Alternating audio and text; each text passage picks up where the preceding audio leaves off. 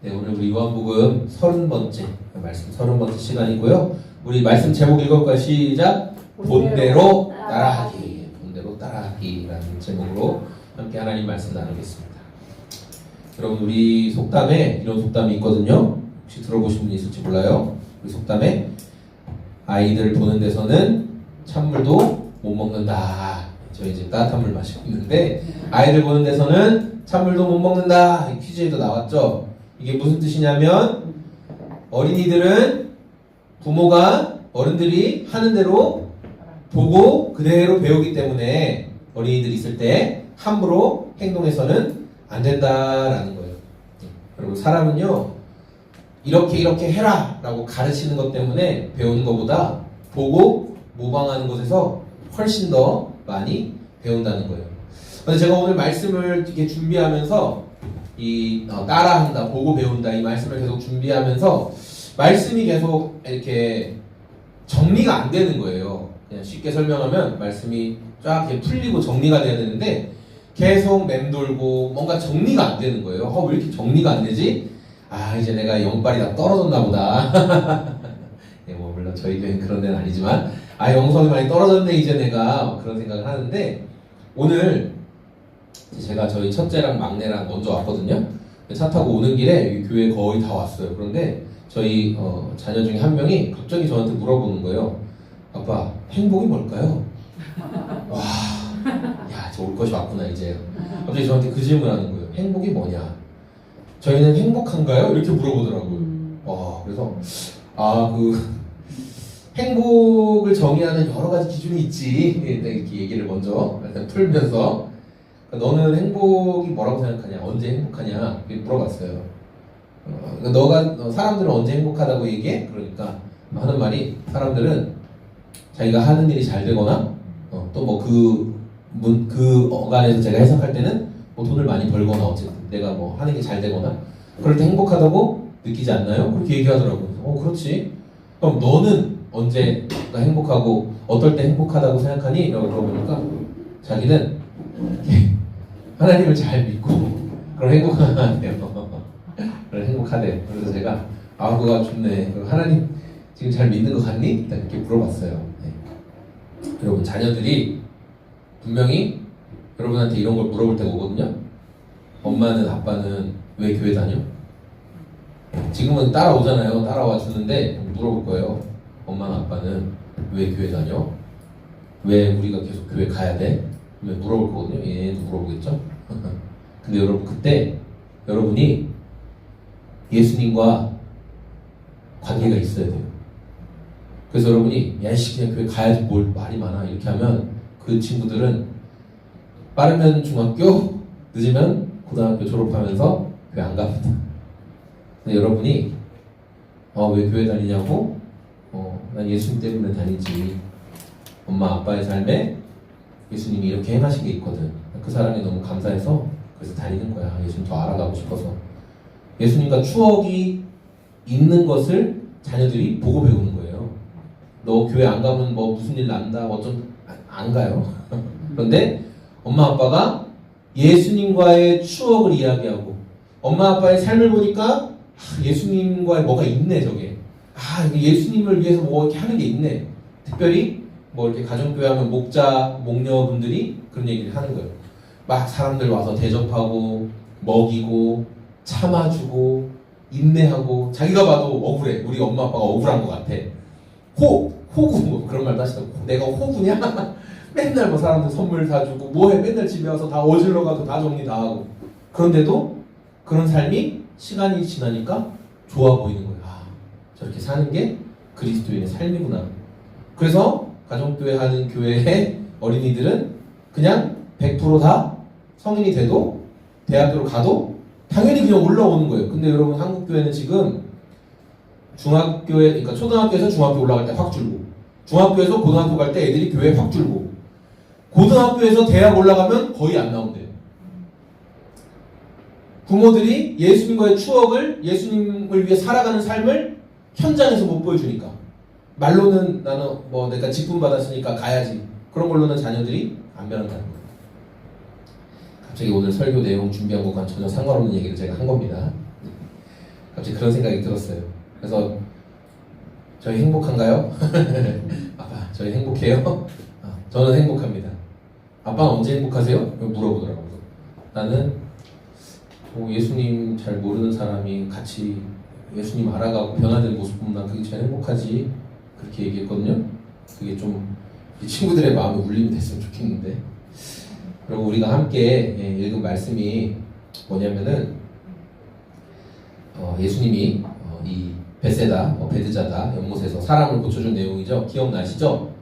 38년 된 병자, 여기 보니까 목발도 있고 한 거 보니까 불편했다는 것을 이렇게 잘 이미지로 표현해 준 것 같아요. 자, 이 사람이 38년 동안 몸이 마비돼서 움직일 수 없었는데 예수님이 이 사람을 고쳐주셨죠. 연못에 던져서 고쳐주셨어요? 아니면 어떻게 고쳐주셨어요? 너 일어나, 걸어가, 너 나았어, 됐어, 뭐 아무것도 걱정하지 마, 일어나. 그냥 낫게 해주셨어요. 근데 그날이 무슨 날이었어요?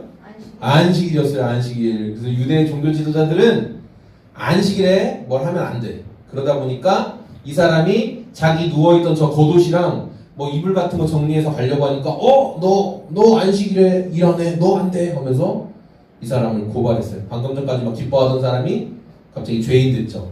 율법으로 들이대니까 죄인 됐어요. 병 고침 받은 사람이나 그 주변에 이 사람을 구경하고 있던 수많은 사람들을 예수님께 집중하고 있었어요. 또 반대로 유대 종교 지도자들도 예수님께 집중하고 있었어요. 다른 의미로 집중하는 거였지만 이 병고침 받은 사람들은 예수님의 기적에 집중했고, 다른 유대 종교 지도자들은 율법을 어기나 안 어기나 그걸 보면서 예수님께 의심의 눈으로 집중했던 거죠. 자, 그런데 예수님은 많은 사람들이 자신을 향해 관심을 갖는 것을 자기가 다 받지 않으시고 어떻게 했냐면 하나님께 항상 영광을 이렇게 영광을 올려드리는 분이었어요. 그래서 오늘 말씀에 나온 것처럼 내가 독단적으로 하는 게 아니라 아들인 나는 아버지 하나님께서 하시는 것을 보고 그대로 따라하는 거다라고 말씀하고 있다는 거예요. 그래서 우리가 예수님이 보여주신 것을 보고 따라가는 거예요. 우리의 삶이 행복하려면 어떻게 되냐면 예수님이 보여주신 것을 그대로 따라해야 된다. 여러분, 우리가 뭐 갖고 싶고 원하고, 요새 승관 승리 갖고 싶은 거 있어요? 있어요? 마음속에 로또? 마음속에 갖고 싶은 거 있죠. 맞아요. 저희 자녀들이 엄청 갖고 싶은 게 있었는데 뭔 줄 아시죠? 닌텐도 그거 엄청 해보고 싶어 했거든요. 근데 어떤 분이 빌려주셔가지고 빌려주고 또 팩도 그분은 이제 기계만 빌려줬고, 근데 또 저희 팩이 없거든요. 그 팩을 껴야 되더라고요. 근데 또 누가 팩을 2개 빌려줬어요. 저희 일부러 안 샀거든요. 계속. 그래서 최근에 어제 한번 해봤죠? 네, 어제 행복해 하더라고요. 자, 보세요. 그 닌텐도 1년, 2년, 3년 계속하면 행복할까요? 매번 할 때마다 행복할 것 같아요? 아마 그 흥미는 많이 떨어지겠죠? 네.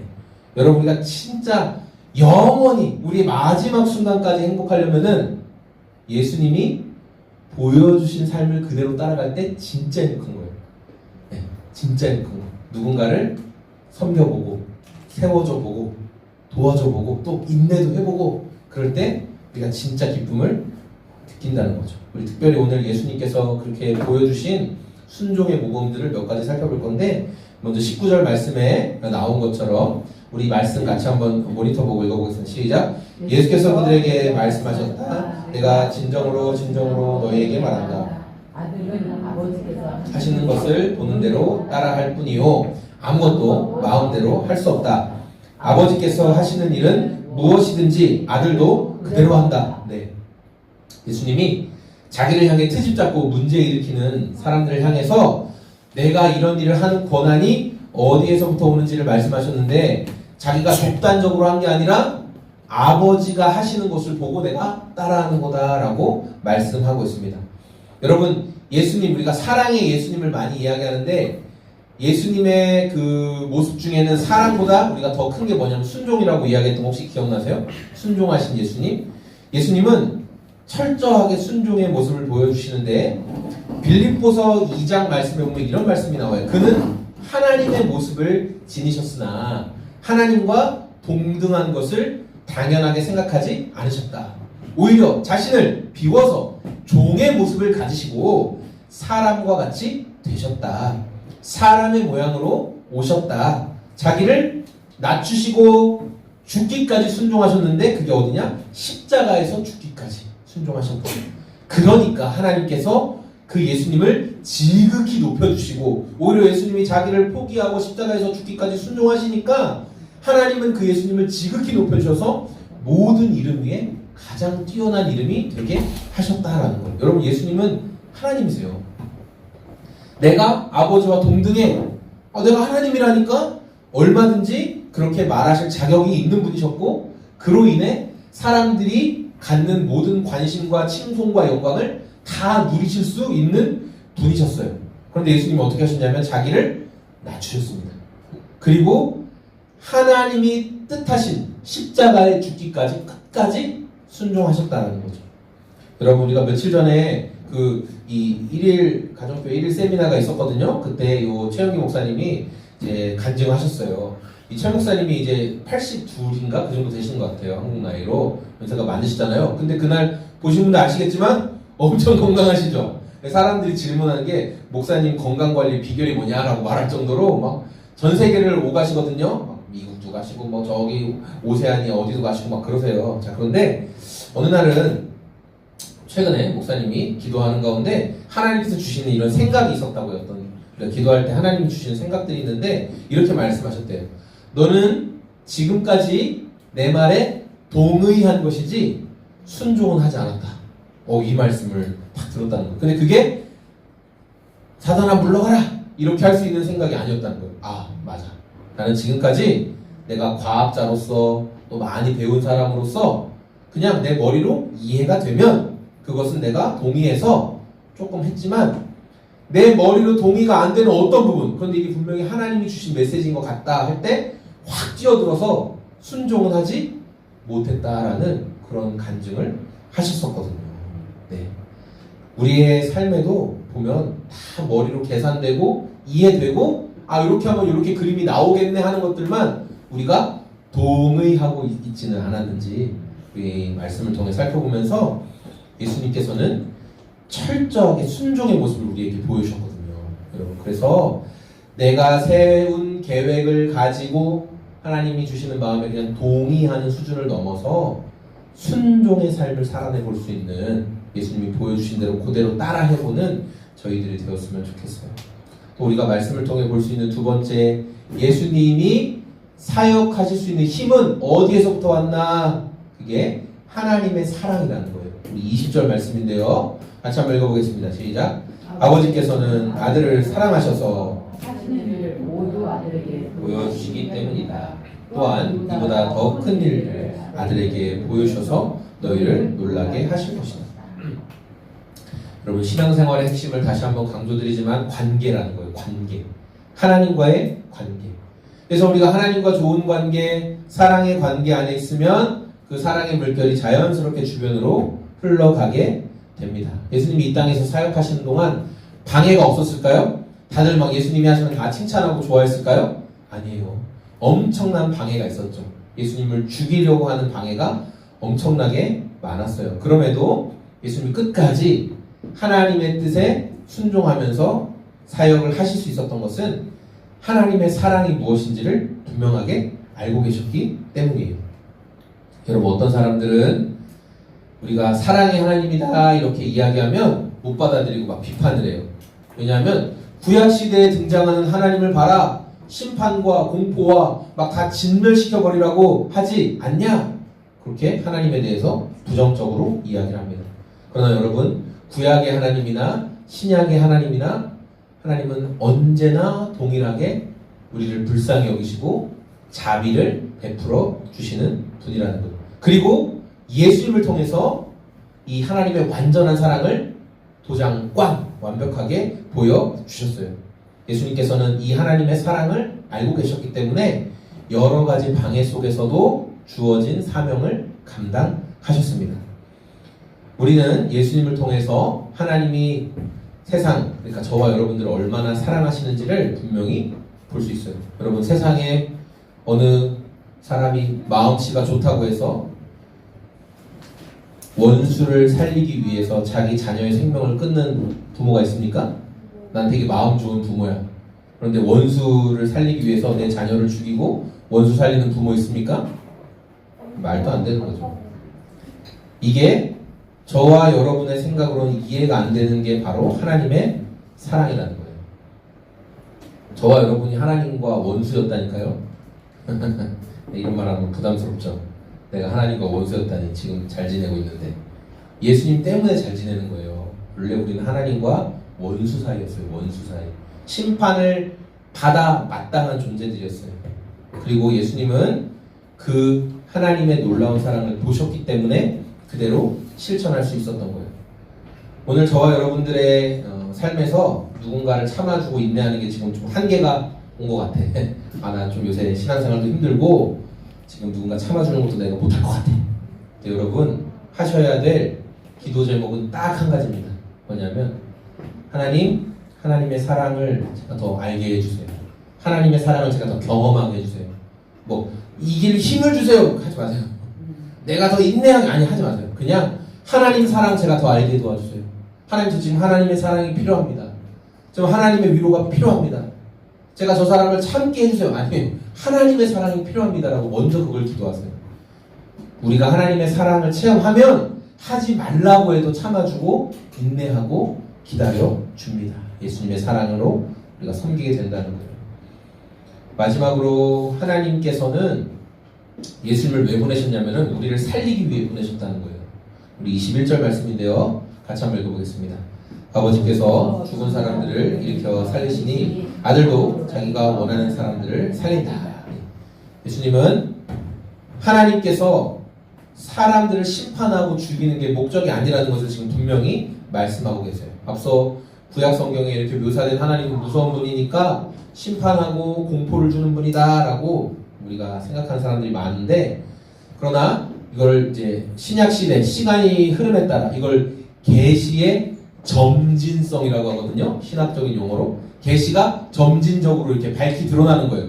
요만큼 보여주시고 요만큼 보여주시고 이만큼 보여주시고, 이게 이제 계시의 점진성이라고 하는데, 그 계시의 점진성의 완성이 누구냐면 예수님이에요. 하나님이 어떤 분이신지를 처음에 구약시대 선지자들의 모습을 통해서 조금 설명해 주시다가 마지막은 예수님을 통해 하나님이 어떤 분이신지를 꽝 하고 보여주시는 거예요. 자, 계시의 완성으로 오신 예수님께서 하나님이 어떤 분이시다 라고 말하고 있어요. 아버지는 죽은 자들을 살리신다, 부활시키신다, 이렇게 이야기하고 있어요. 여러분, 사람의 죽고 사는 문제는 하나님의 손에 달려있거든요. 그래서 하나님이 살리시려고 하면 사람이 무슨 수를 써도 살 수밖에 없습니다. 구약시대에도 죽었다 살아난 사람들이 기록되어 있고, 우리가 신약 성경을 읽어도 예수님이 죽은 사람들을 살리는 이야기가 많이 나와요. 그런데 이렇게 몸이 죽었다가 살아나는 부활도 중요하지만 더 중요한 건 예수님을 통해서 이제 영적으로 죽어있던 우리를 살리셨다라고 성경이 말씀하고 있어요. 그러니까 여러분이 나는 영적인 생명을 얻었나 못 얻었나 어떻게 알 수 있는지 제가 간단하게 척도를 말씀드리겠습니다. 이게 뭐냐면은, 여러분이 영적인 생명을 얻은 사람이라면 이전에 나는 성경 말씀 같은 거 전혀 관심이 없어. 여기 어디 교회가 있는지 눈에 보이지도 않아. 그런데 하나님 말씀에 대한 궁금함이 생긴다면 여러분이 영적인 생명을 얻은 사람들입니다. 나의 인생이 이렇게 사는 게 아니라 하나님께서 원하시는 삶을 내가 한번 살아보고 싶어. 거룩한 열망이 생긴 사람은 영적인 생명을 얻은 사람입니다. 저희 자녀 중에 한 명은 샤워할 때마다 찬양을 그렇게 합니다. 찬양을 막 해요. 네, 여러분, 내가 어떤 문제나 어려움이 생겼을 때 찬양을 하고 하나님이 도와주실 거야 라고 생각하는 마음이 올라온다면 영적인 생명을 얻은 사람입니다. 누군가 힘들어하고 절망에 빠져있는 사람을 볼 때, 저 사람이 예수님만 만나면 저 문제가 다 해결되는데 라는 마음이 든다면 여러분 영적인 생명을 가진 사람들이에요. 예수님은 살리기 위해서 오셨고 저와 여러분들이 그 살리는 책임을 또한 감당하기를 원하시는 분이세요. 예수님은 하나님의 본체로 하나님과 동등한 분이셨지만 자신을 높이지 않으시고 하나님이 받으실 영광을 중간에 가로채지도 않으셨어요. 겸손히 하나님의 뜻을 삶으로 살아내셨죠. 예수님은 아버지의 일을 보고 그대로 따라하셨다. 하나님의 사랑 안에서 사역하셨다. 그래서 예수님의 사역을 통해서 생명을 살리려는 하나님의 뜻이 오늘 말씀을 통해 드러났어요. 우리는 그 예수님의 삶을 보고 그대로 따라가는 성도들이라는 거예요. 하나님께서 보여주신 사랑 때문에 예수님 끝까지 순종하셨죠. 본대로 실천하셨고 그 모습을 통해 하나님께 영광을 돌리셨습니다. 여러분 이제 연말 되면 시상식 많이 하죠. 제가 연말 뭐 크리스천 수상 소감 이렇게 치면 많이 나오거든요. 얼굴 보면 유명하고 예쁜 보고 멋진 분들 많죠. 자, 이 스타들이 수상 소감할 때 그런 말 많이 하는데 기억나는 거 있어요? 하나님께 영광 돌립니다. 이 상을 딱 들고 하나님 아버지께 영광 돌립니다. 그런 말을 많이 해요.